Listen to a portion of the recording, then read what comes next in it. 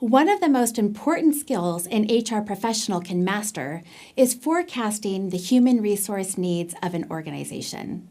The ability to take the organization's strategic goals and determine a specific number and type of jobs that need to be filled or eliminated is a critical tool in your HR toolset. But how do I actually do that? Great question. There are a number of methods to forecast. Let's start with a few ways to model and analyze organization needs. The first model is unit demand. When using the unit demand method, you'll ask units or department managers to report on both the volume of business activity as well as how many people are needed to carry out that activity. It's important to gather this information from several unit managers to get a clear picture for the entire organization. You can then combine the feedback from all units to determine the organization's staffing needs in the coming years. Another approach is trend projections. Trend projections predict future employment needs. The projections are based on expectations of how particular employment-related factors may change over time. For instance, if you need salespeople to sell your product and sales are projected to increase, you're likely to need more salespeople in the future. To understand how these trends align with employment needs, you'll need to have a good awareness of the factors that affect staffing in your organization. For instance, what happens when sales increase or production drops? Reviewing the organization's past performance and how these factors corresponded to person-hour needs is a great way to start.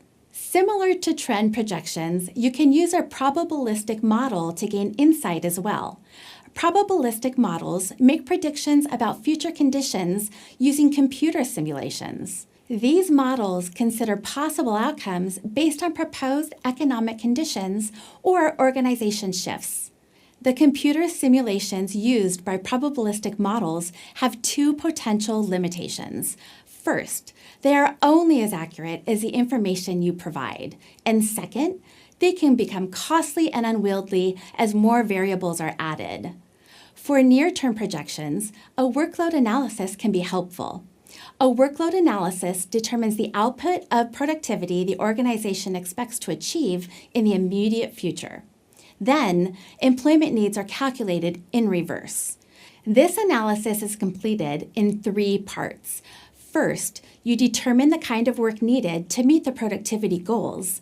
Then, you translate the work into person hours. For instance, how much labor will these tasks require, and how long will they take? Finally, the workload expectation can be translated into employment needs. We've got 3 more techniques to cover. Let's move on to ratio analysis. A ratio analysis examines historical information about the workforce pertaining to a particular facet of the organization, such as sales or production.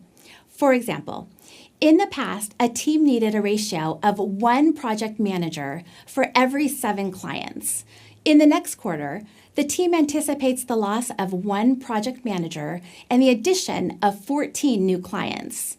Using a ratio analysis, you determine that the organization needs to hire 3 new project managers to meet its needs.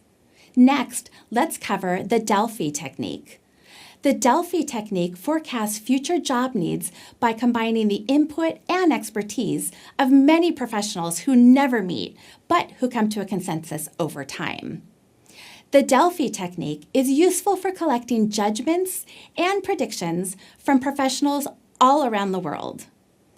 Finally, and similar to the Delphi Technique, the Nominal group technique involves a panel of experts who actually meet.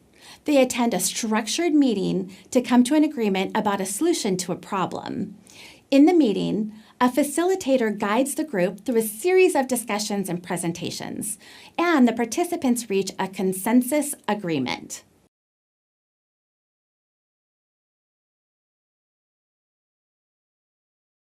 These forecasting methods are a sample you will likely use more in the future, but they are a great place to start. Through practice and experience, you will learn exactly what method to use depending on the situation, the organization, and your expertise. Coming up, we'll explore more tools for forecasting and sourcing talent internally.